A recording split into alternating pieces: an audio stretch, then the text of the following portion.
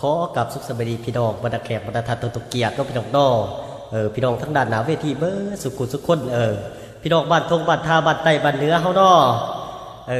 พี่น้องบ้านไก่ซีดปิดไก่เคียกก็ขอโทษขออภัยเด้อกันว่าเสียงดังหลายก็ได้น้องพี่น้องนอมื้อนี้ก็ถือว่าเป็นมือสุขสันต์วันดีอีกทีนึงพี่น้องเป็นมือขึ้นเฮือดเก่าลงเฮือดใบเฮาพอดสีวิไลพี่น้องซับบอดกระเบาเฮานี่เองนะพี่น้องนอก็ถือว่าเป็นลูกในบ้านร้านในสวนพวกเฮานี่เองพี่น้องซับบอดกระเบาเฮามื่อนี้ก็ถือว่าทั้งเจ้าภาพเจ้าการก็อยากขึ้นมาร้องเพลงให้พี่ให้น้องเขาฟังน้องพี่น้องดอเป็นบทเพลงงามเมืองลาวพี่น้องขอเซิร์นมันมวนน้ำกันพี่น้องขอเซิร์นอาจารย์ดนตรีเฮา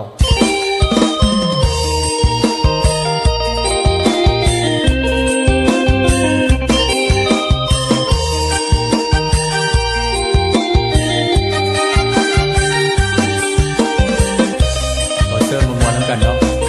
งามเมืองลาว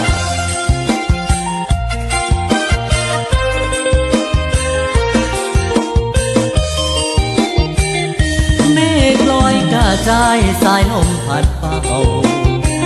งามแท้เมืองลาวแวววาวสวยสะดุดตาคงใสสำเนือ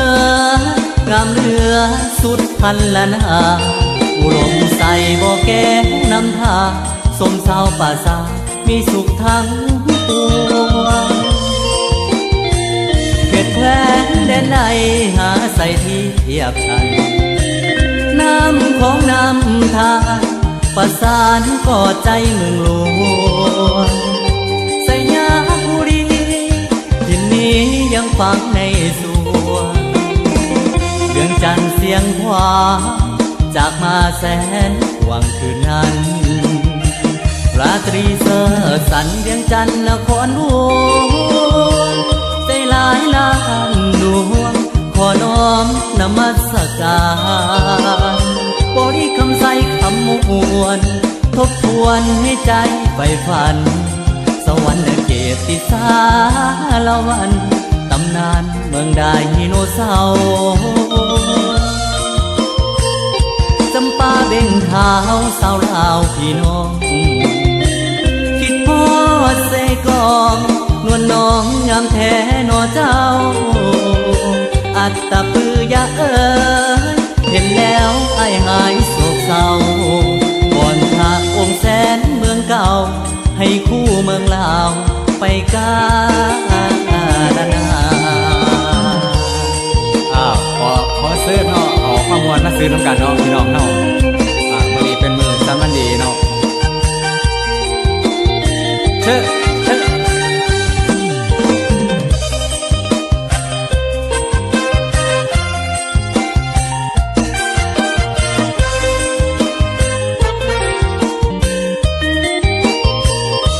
ที่เสอสันเวียงจันทร์นครหล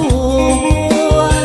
ใจหลายล้านดวงขอน้อมนมัสการบริคำใสคำมวนทบทวนให้ใจใฝ่ฝันสวรรค์เกติสาละวันตำนานเมืองไดโนเสาร์จำปาเบ่งขาวสาวลาวพี่น้องเสกอง